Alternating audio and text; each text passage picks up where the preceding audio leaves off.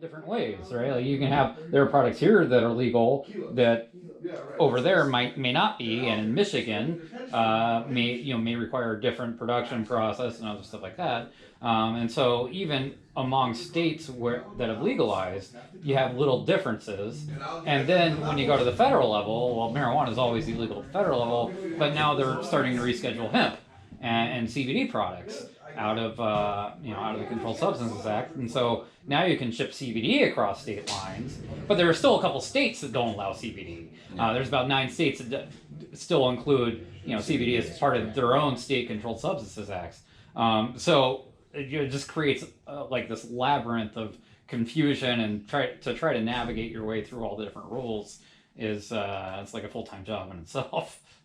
Right. And what do you think is the biggest issue for like a thing that will catapult the industry? The biggest thing that's going to change the industry is if there's some federal action to either reclassify cannabis altogether, or to, I think what's most likely to happen is that Congress passes a new law that says states can choose to regulate marijuana however they want. And that's going to allow a state like California that's open to it to not just continue to do what we're doing, but be able to probably ship across state lines to other states that are legal. But if you go to a state like Iowa or Georgia, where they just have no will to legalize marijuana, they can stay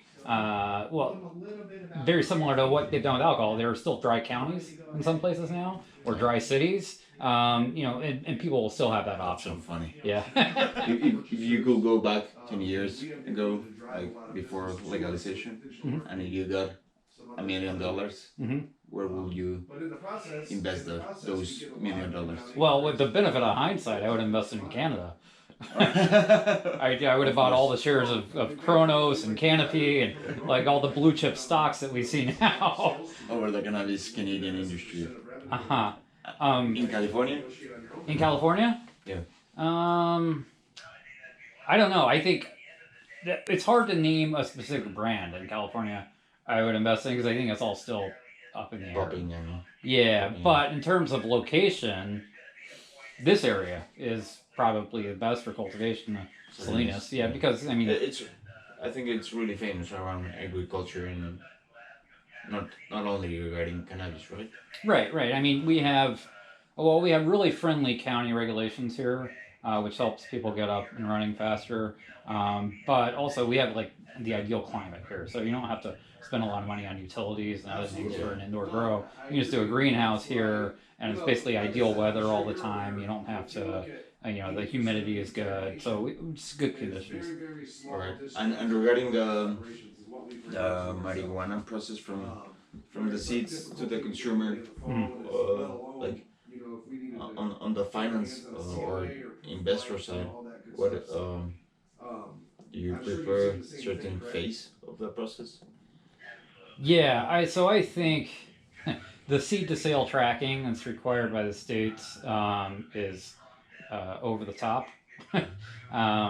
You really shouldn't have to track every single plant. It should really be in kind of batch quantities. So like if I have a single room where there's 30 plants in it and I'm treating them all the same, so I'm giving them fertilizers and nutrients all on the same schedule, I'm harvesting them at the same time, I should just have to track that room, right, as one individual unit. And that's what other big industries do. Like you look at Walmart, they use the same type of tracking systems and RFID tags and stuff, but it's not on every single item. It's on like a pallet of items. Yeah. So just from a business standpoint, that makes more sense.